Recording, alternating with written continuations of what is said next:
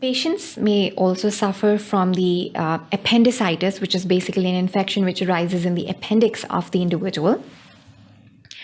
Now, how do you basically diagnose these cases? What would be the particular set of signs and symptoms? The patient usually have the pain in the periumbilical region migrating towards the right lower quadrant. He or she suffers from anorexia, nausea, vomiting, and obviously sometimes there can be a low-grade fever that is usually associated with these signs and symptoms. CT scans are sometimes suggestive of the fact that the appendicitis is present, but we usually resort to the white cell count, which is a raised white cell count. The left shift of the white cell count is present in these patients, and you also resort to the ultrasonography as well. Now, the treatment of choice is you won't basically wait for any kind of a rupture of the appendix, and you would perform the surgery as soon as possible.